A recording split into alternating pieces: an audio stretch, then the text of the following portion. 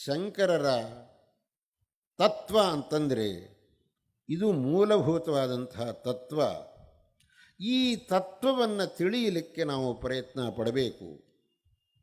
ಅದರಲ್ಲಿ ಇದು ಯಾವುದೂ ಜಗತ್ತು ಶಾಶ್ವತವಲ್ಲ, ಇರುವುದು ಕೇವಲ ಒಂದೇ ಪದಾರ್ಥ ಅಂತಂದ ಮೇಲೆ ಅನೇಕ ಮಂದಿಗೆ ಒಂದು ಆಕ್ಷೇಪಣೆ, ಏನರೇ ಶಾಶ್ವತವಲ್ಲ ಅಂತೀರಿ, ಏನು ಶಾಶ್ವತ ಅಲ್ಲ ಅಂದರೆ ಏನು ಅರ್ಥ?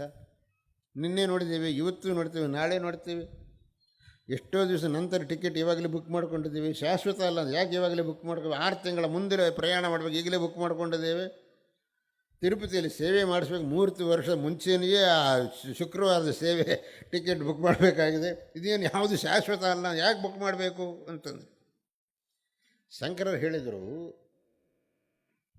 ನೋಡಪ್ಪ, ಈ ಸತ್ಯ ಸತ್ಯ ಅಂತಂದರೆ ಅದು 3 ತರಹ ಇರುತ್ತೆ. ಸತ್ಯ ಅಂದರೆ ನಿಜ. ಈ ನಿಜ ಅಂತನ್ನುವುದು 3 ತರಹ ಇರುತ್ತೆ. ಏನು 3 ತರಹ ಅಂತ ಕೇಳಿದರೆ, ಒಂದು ನಾವು ನೋಡುವಷ್ಟೊತ್ತು ಮಾತ್ರ ನಿಜವಾಗಿರುತ್ತೆ. ಹೇಗೆ ಅಂತಂದರೆ, ಈ ಕಪ್ಪೆ ಚಿಪ್ಪನ್ನು ನೋಡಿ ಬೆಳ್ಳಿ ಅಂತ ತಿಳ್ಕೊಂಡಿರ್ತೇವೆ. ಆ ಬೆಳ್ಳಿ ಎಷ್ಟೊತ್ತಿರುತ್ತೆ? ನಾವು ಇದು ಬೆಳ್ಳಿ ಅಂತ ತಿಳ್ಕೊಂಡಷ್ಟೊತ್ತು.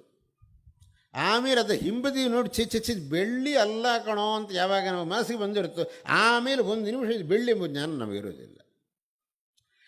ಆ ಬೆಳ್ಳಿ ಇದ್ದ ಸತ್ವ ಎಷ್ಟೊತ್ತು ಅಂದರೆ ಕೇವಲ ನಾವು ತಿಳ್ಕೊಂಡಷ್ಟೊತ್ತು ಮಾತ್ರ ಅದಕ್ಕೆ ಸತ್ವ ಇರೋದು. ಇನ್ನು ಕೆಲವು ಯಾವುದು ಅಂತಂದರೆ, ನಮಗೆ ಬ್ರಹ್ಮಜ್ಞಾನ ಬರುವ ಪರ್ಯಂತ ಅದು ಸತ್ಯವಾಗಿರುತ್ತೆ. ಅದು ಈ ಜಗತ್ತು. ಬ್ರಹ್ಮಜ್ಞಾನ ಬರುವ ಪರ್ಯಂತ ಇದು ಸತ್ಯವೇ. ಅಲ್ಲಿವರೆಗೆ ಇದನ್ನು ನಾವೇ ಅಲಗಳೆಯೋಕ್ಕಾಗೋದಿಲ್ಲ. ಬ್ರಹ್ಮಜ್ಞಾನ ಬಂದ ಮೇಲೆ ಇದಕ್ಕೆ ಸತ್ವ ಇಲ್ಲ. ಯಾಕೆಂದರೆ ಬ್ರಹ್ಮಜ್ಞಾನಿ ಆದವನಿಗೆ ಅವನ ದೃಷ್ಟಿಯಲ್ಲಿ ಬೇರೆ ಯಾವುದು ಕಾಣುವುದೇ, ಬ್ರಹ್ಮ ಒಂದೇ, ಬೇರೆ ಯಾವುದು ಕಾಣ್ತಾ ಇಲ್ಲ ಅಂತ ಹೇಳ್ತಾನೆ ಅವನು. ಆದರೆ ತ್ರಿಕಾಲಗಳಲ್ಲೂ ಅಬಾಧ್ಯವಾಗಿರತಕ್ಕಂಥದ್ದು ಬ್ರಹ್ಮವಸ್ತು ಒಂದೇ. ಹೀಗೆ ಸತ್ಯ 3 ತರಹ ಇದೆ. ನಾವು ಜಗತ್ತು ಸತ್ಯ ಅಲ್ಲ ಅಂತಂದರೆ ಆ ಬ್ರಹ್ಮನ ಹಾಗೆ ಇದು ಸತ್ಯ ಅಲ್ಲ ಅಂತ ನಾವು ಹೇಳ್ತಾ ಇದ್ದೇವೆ ಅಷ್ಟೇ. ಬ್ರಹ್ಮನ ಹಾಗೆ ಸತ್ಯ ಅಲ್ಲ, ಬ್ರಹ್ಮಜ್ಞಾನ ಬರುವ ಪರ್ಯಂತ ಸತ್ಯವೇ. ಇದು ಕಪ್ಪೆ ಚಿಪ್ಪಿನಲ್ಲಿ ಬೆಳ್ಳಿ ಥರ ಅಲ್ಲ ಇದು. ಅದಾದರೆ ಬರೀ ಕಾಣುವಷ್ಟೊತ್ತು ಮಾತ್ರ. ಇದು ಬ್ರಹ್ಮಜ್ಞಾನ ಬರುವ ಪರ್ಯಂತ ಸತ್ಯ.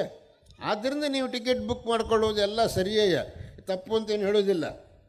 ಆದರೆ ಬ್ರಹ್ಮಜ್ಞಾನ ಬಂದ ಮೇಲೆ ಇದಕ್ಕೆ ಸತ್ಯತ್ವ ಇರುವುದಿಲ್ಲ. ಇದು ಶಂಕರರು ಹೇಳಿದ್ದು. ಇದರಲ್ಲಿ ಯಾವ ಆಕ್ಷೇಪಣೆಗೆ ಅವಕಾಶವಿಲ್ಲ.